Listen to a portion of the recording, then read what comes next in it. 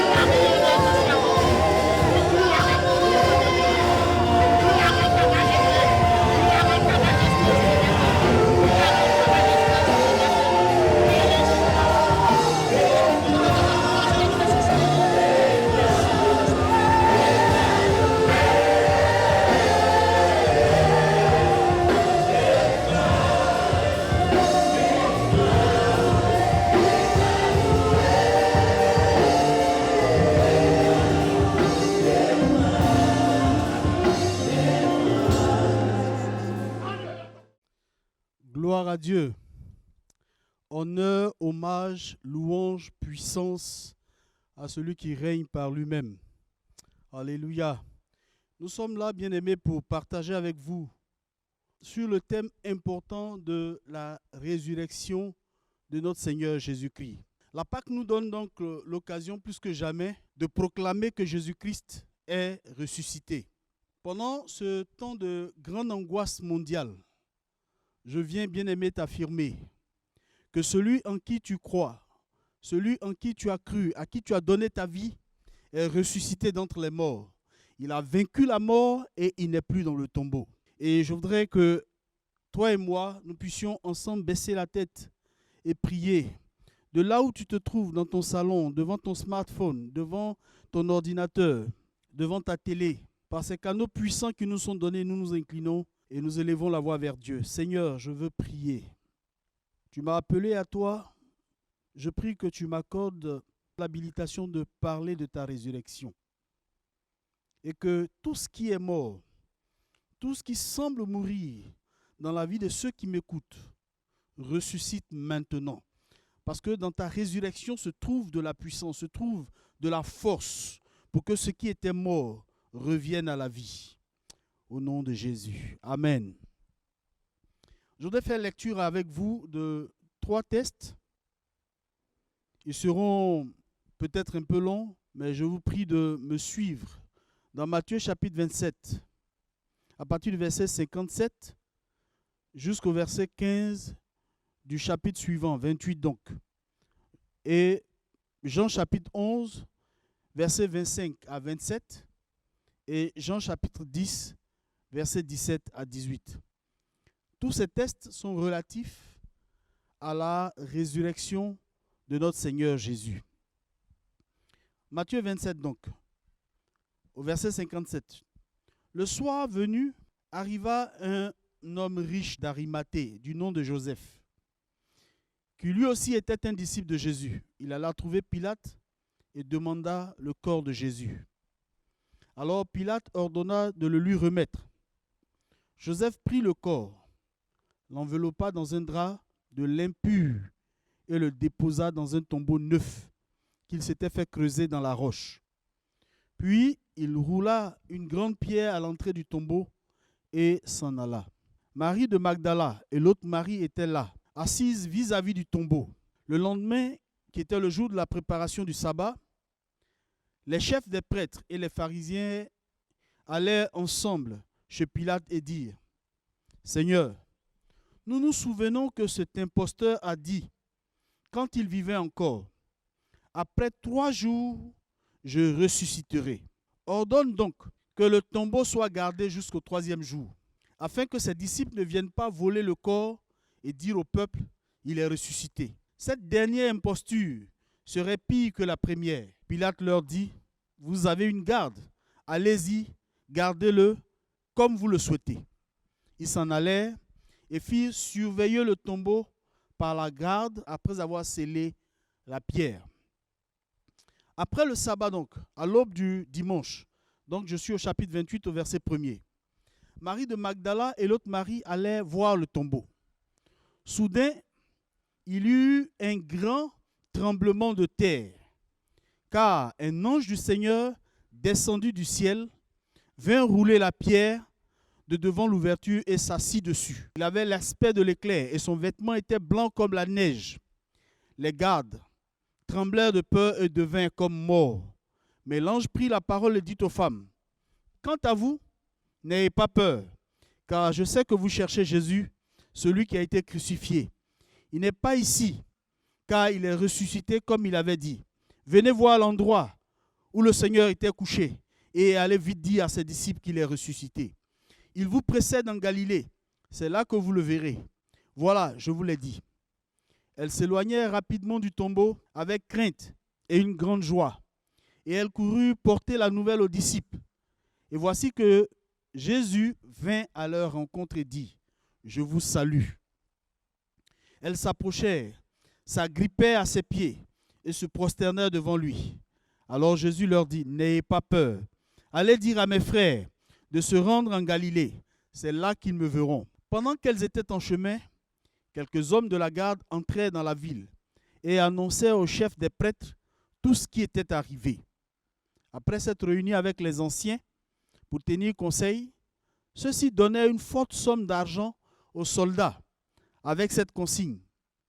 Dites que ces disciples sont venus de nuit voler le corps pendant que vous dormiez.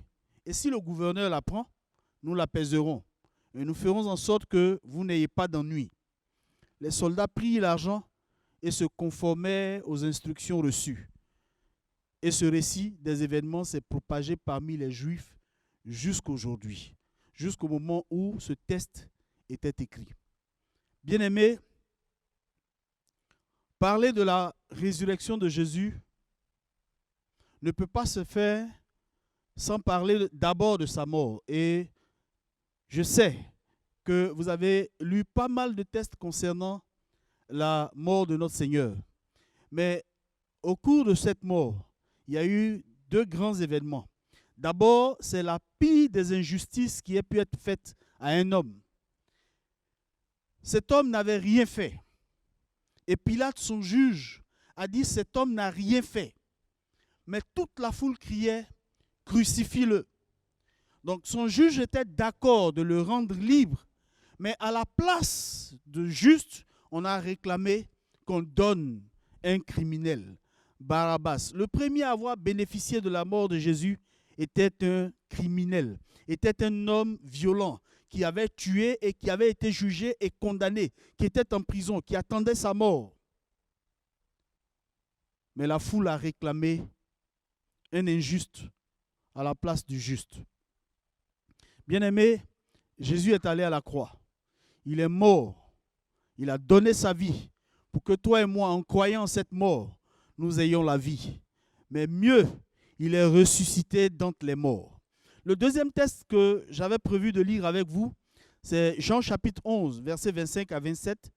Jésus lui dit, « Je suis la résurrection et la vie. Celui qui croit en moi vivra, quand même il serait mort.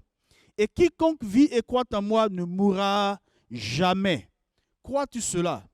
Elle lui dit, « Oui, Seigneur, je crois que tu es le Christ, le Fils de Dieu qui devait venir dans le monde. » Le troisième test introductif, c'est celui de Jean chapitre 10, versets 17 à 18. Jésus parle lui-même de sa mort et comment ça va se passer. Il dit, « Le Père m'aime parce que je donne ma vie afin de la reprendre. Personne ne me l'ôte, mais je la donne de moi-même. J'ai le pouvoir de la donner et j'ai le pouvoir de la reprendre. Tel est l'ordre que j'ai reçu de mon Père. » Alléluia. Bien-aimés,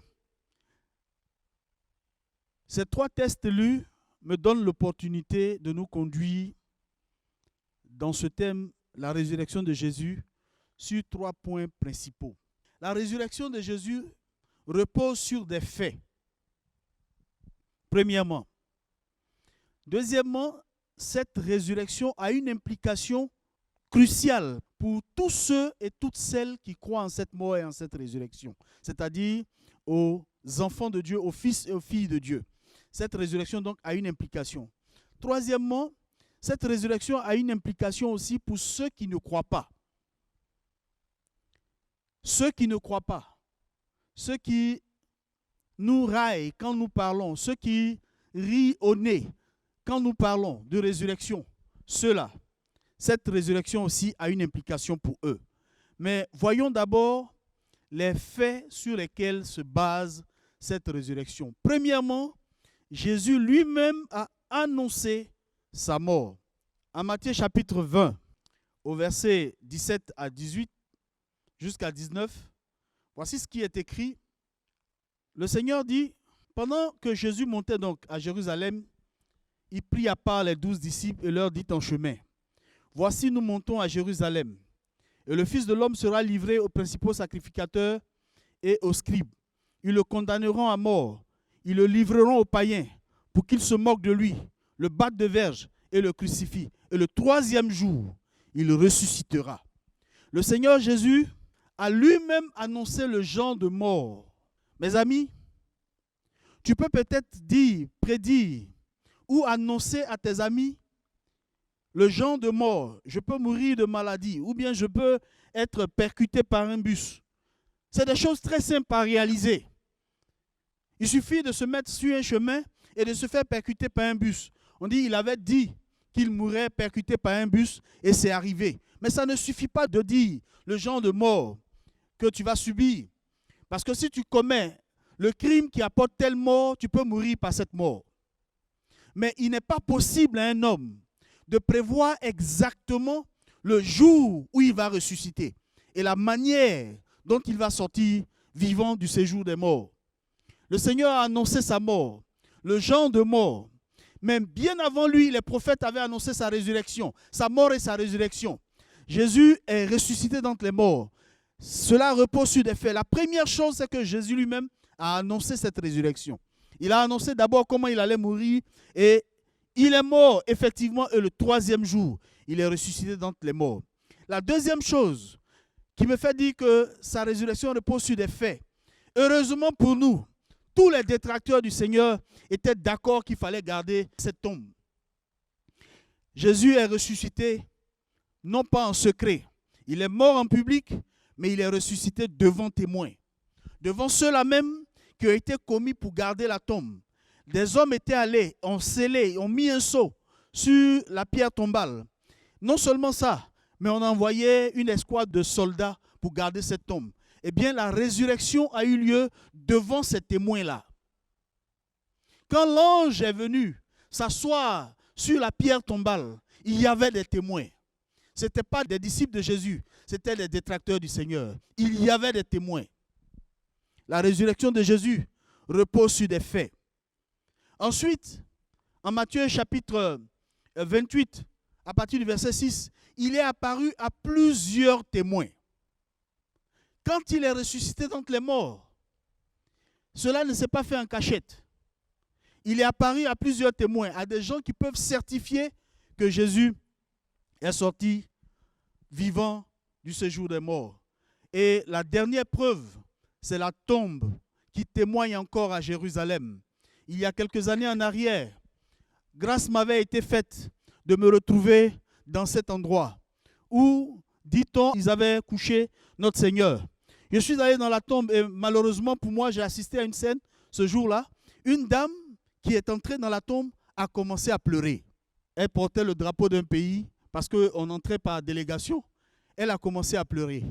Et je lui ai montré l'écriteau qui était sur la tombe. Il n'est plus ici, il est ressuscité d'entre les morts. Madame, arrêtez vos obsèques. Cet homme dont il a été question, qui est mort, qui a été couché dans cette tombe, n'est plus dans cette tombe. Et c'est parce qu'il n'est plus dans cette tombe que vous et moi, nous sommes arrêtés dans cette tombe.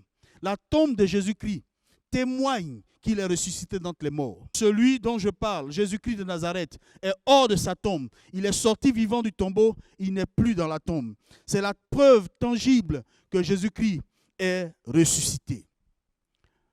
La deuxième chose que je voudrais dire, la résurrection de Jésus a une implication cruciale pour notre foi et pour notre vie en tant que fils de Dieu. Certaines personnes ont besoin de pèlerinage, de se rendre à des endroits clés. On nous a dit que ce jour, lorsque nous partions marcher sur les pas de notre Seigneur. Nous allions en pèlerinage. Je n'ai pas vécu ce temps comme un pèlerinage. Ma foi est basée sur les Saintes Écritures. Ma foi est basée sur cette Bible. C'est à l'intérieur de cette Bible, dans ce qui est écrit, que se trouve notre foi. Elle ne se trouve pas dans un pays. Elle ne se trouve pas dans un endroit. Bien-aimés, la résurrection de Jésus a une implication cruciale pour notre foi en tant que fils de Dieu. Il dit, celui qui croit en moi ne mourra jamais. Et même s'il meurt, il ressuscitera. Nous marchons sur la terre des vivants, mais nous avons un programme à l'intérieur de nous. Nous avons été programmés pour ressusciter. À l'intérieur de nous, une fonction qui s'appelle résurrection a été installée. La mort ne peut pas avoir raison de nous. Et même si nous mourons, le Christ est formel. Nous ressusciterons d'entre les morts. Amen, amen. Et les hommes ont voulu absolument empêcher cette résurrection. Ils ont donc envoyé des soldats. Ils ont scellé la pierre. Ils ont envoyé des soldats pour garder cette tombe. Alléluia.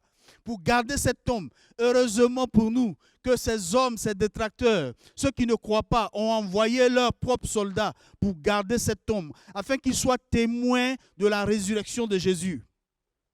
Mes amis, écoute-moi très bien, en ce temps de soi-disant confinement, on est peut-être confiné, mais notre esprit n'est pas confiné.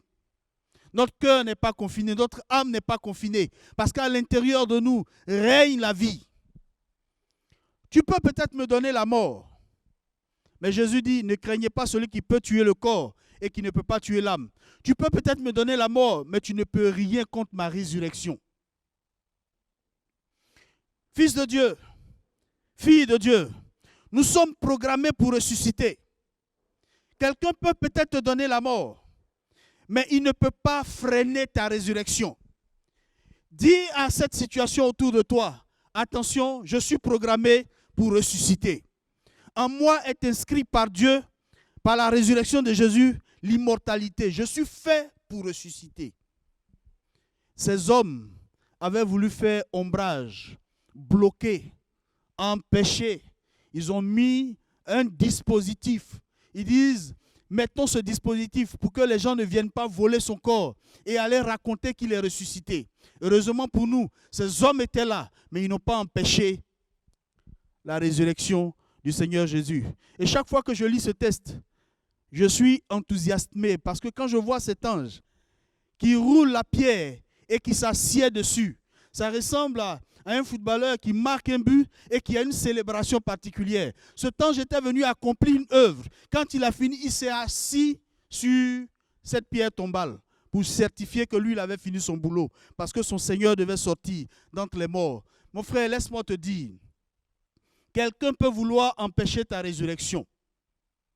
Quelqu'un peut vouloir mettre des embûches sur ton chemin. Quelqu'un peut vouloir freiner ce que Dieu a programmé dans ta vie. Mais nul ne peut freiner ce que Dieu a programmé dans ta vie. Nul ne peut faire obstacle à ta résurrection parce que tu es programmé pour ressusciter. Alléluia. Il y a des ordinateurs, tu peux le programmer pour s'éteindre. À l'heure fixée, il va s'ouvrir parce qu'en lui, il y a un logiciel qui fait qu'il est réactivé. Et personne ne peut rien contre cela. Quelqu'un peut vouloir mettre des embûches sur le projet de Dieu, sur ta vie, comme Joseph. Ses frères, après avoir entendu tous les rêves que Joseph a eus, ils ont dit, cet enfant-là, si on le vend, alors on aura la victoire sur lui. Ils croyaient l'avoir tué, mais Dieu autant marqué l'a ressuscité. Les détracteurs de Daniel l'ont jeté dans la fosse au lion, croyant en finir avec lui. Mais Dieu autant marqué l'a fait sortir de la fosse au lion. Les amis de Daniel, on les a jetés dans la fournaise ardente. Dieu autant marqué les a ressuscités de cette fournaise ardente. Je peux encore les citer. Saül croyait tuer David. Après la victoire retentissante de David sur Goliath, quand les gens ont chanté David, Saül a commencé à pourchasser ce jeune homme. Mais il était programmé pour régner. Il était programmé pour ressusciter. Rien ne peut te nuire, mon frère.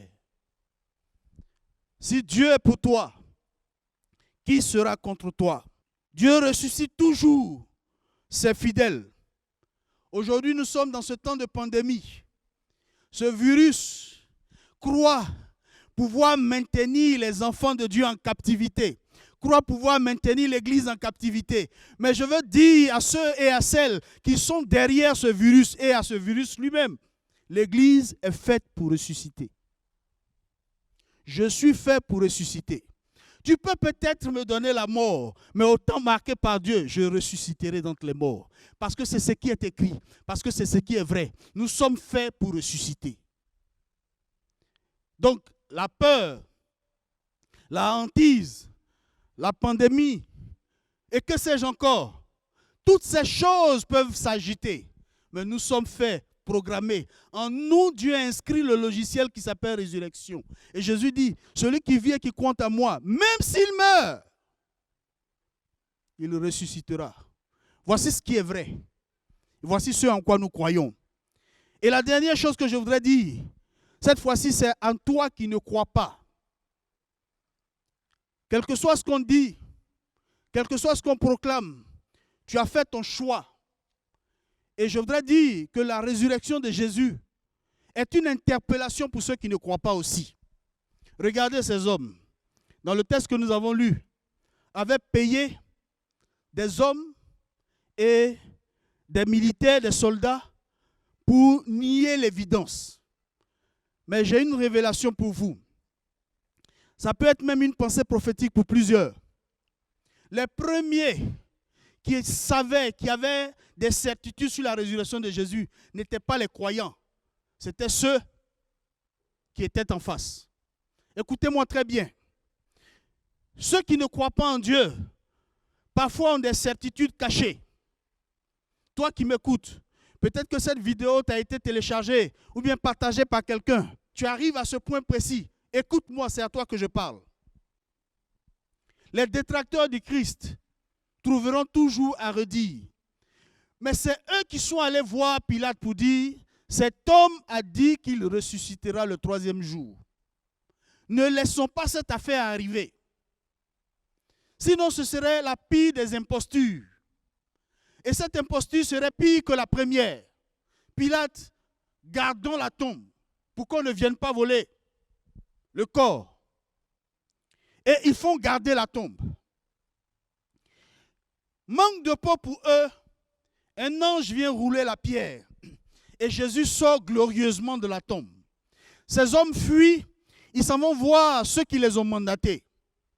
Voici, il est ressuscité. On fait quoi? Les gens décident de leur donner une forte somme d'argent pour qu'ils se taisent. Les dessous de table.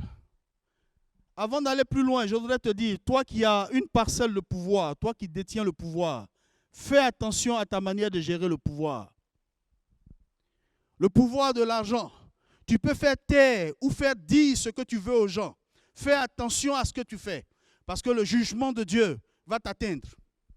Ces hommes vont payer donc ces soldats pour tenter de les empêcher de dire ce qu'ils ont vu. Mais le rapport des soldats, ils sont les premiers à voir ceux qui les ont mandatés que Jésus est ressuscité. Pendant ce temps, les femmes étaient en train d'aller vers les disciples pour aller leur dire, mais quand vous lisez ces textes, mes amis, quand les femmes racontent la résurrection de Jésus, les disciples ne croient pas. Mais quand les soldats racontent la résurrection de Jésus, ceux qui les ont mandatés croient, mais ils décident de faire taire les soldats. Donc ils savent que Jésus est ressuscité. Mes amis, la résurrection de Jésus peut être un moyen de jugement pour le monde, pour toi qui m'écoutes. Parce que cette résurrection te place devant l'évidence. Ta responsabilité, soit d'accepter de croire ou de nier l'évidence. Tu peux choisir de nier l'évidence. Tu peux décider de nier l'évidence. Mais cette évidence se présentera à toi. Aujourd'hui, le monde entier court pour aller en Israël, court pour aller sur la terre que les pas de Jésus ont foulée. Et la tombe est là, elle témoigne. En qui est-ce que tu crois? En des gens qui t'ont promis la vie, mais sur lesquels tu vas quand la possibilité t'est donnée d'aller sur leur tombe en pèlerinage. Attends, dis-moi, si quelqu'un te promet la vie et qui n'est pas capable de vaincre la mort, pourquoi tu le suis? Si quelqu'un te dit que j'ai le pouvoir de donner la vie, mais il n'a pas le pouvoir de vivre lui-même. Dans nos pays africains, tellement de marabouts ont promis la richesse aux gens. Mais regardez le train de vie de ces marabouts. Certains même sont dans des cases obscures. Et ils te promettent des milliards. Et toi, tu crois? Celui qui peut promettre quelque chose devrait posséder cette chose. Et Jésus dit, celui qui vit et qui croit en moi ne mourra jamais. Et même s'il meurt, il ressuscitera. Mes amis, tu as encore la possibilité, comme le brigand à la croix. Et c'est par cette histoire que je vais terminer mon propos. Le Seigneur Jésus devait être crucifié au milieu de 2 brigands. D'abord, ces 2 brigands commencent à l'injurier. Et puis, il y en a un qui revient à lui-même, qui dit, mais attends, nous sommes en train de mourir pour les actes que nous avons posés. Nous méritons cette mort, mais celui-ci n'a rien fait. Et il se tourne vers le Seigneur Jésus et il lui dit, souviens-toi de moi quand tu viendras dans ton règne. Comment ce brigand a fait pour savoir que son voisin de mort avait un règne à venir, à moins que l'Esprit de Dieu ait mis cette évidence devant lui. Et je veux mettre cette évidence devant toi aujourd'hui. Si tu décides d'accepter qu'il y a des choses qui se passent autour de toi, dans la vie de ces hommes, de ces femmes qui croient, on annonce aujourd'hui tellement de choses sur le net, mais en même temps, à côté, il y a des témoignages de résurrection. Il y a des témoignages de la puissance de Dieu. Je t'en conjure, mon frère, mon ami, écoute-moi. La résurrection de Jésus est une évidence. Elle ne souffre d'aucune polémique. Les preuves sont là. Quiconque vit et croit en lui ne mourra jamais. Et celui qui vit et qui croit en lui ressuscitera quand bien même il serait mort. Et si aujourd'hui, tu décides de façon in extremis de changer d'avis et de croire que la mort de Jésus a une valeur pour toi en ce jour de Pâques, je promets que la promesse que Dieu a faite pour toi va s'accomplir aussi. Et si ce soir ou ce matin, peu importe le temps où tu entends ce message, que tu décides de t'approcher de Dieu, le cœur humble, pour dire jusque-là je me suis trompé. J'ai écouté des gens dire n'importe quoi, mais aujourd'hui je viens à toi. Alors tu seras sauvé. Et alors ce logiciel de résurrection sera aussi inscrit dans ta vie. Et si tu meurs, tu ressusciteras d'entre les morts. Je voudrais, à l'issue de ce message, voici 3 choses. La première chose, la mort de Jésus repose sur des faits. La deuxième chose, elle a des implications pour nous qui avons cru en tant qu'enfants de Dieu. Et la dernière, elle a aussi des implications pour toi qui ne crois pas et qui m'as entendu aujourd'hui. Si tu décides de t'arrêter, de changer d'avis, de décider de ne pas nier l'évidence, alors Dieu a un plan pour toi, un projet pour toi qui commence aujourd'hui. Je voudrais prier pour ceux qui m'ont suivi. Seigneur, de là où ses frères, ses amis, ces hommes et ces femmes qui m'ont entendu se trouvent, je prie que tu entres dans les maisons pour toucher des cœurs. Je prie que tu entres dans des maisons pour guérir des vies. Je prie que tu entres dans des maisons pour restaurer des âmes. Je prie que tu entres dans des maisons pour restaurer des couples. Pendant ce temps de confinement, votre couple est en train d'éclater et en train de se diviser. Mais au nom de Jésus-Christ, je prie maintenant que là où le malaise était arrivé, ce malaise est brisé maintenant. Regarde attentivement ta femme et proclame la résurrection sur sa vie. Regarde attentivement ton mari et proclame la résurrection sur sa vie.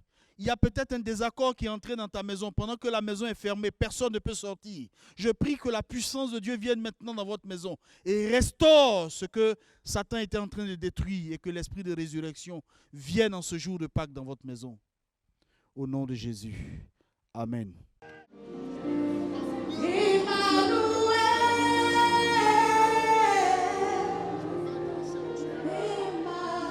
Bien-aimés dans le Seigneur, je voudrais partager avec vous cette pensée prophétique que j'ai reçue il y a quelques jours, en cette semaine de Pâques.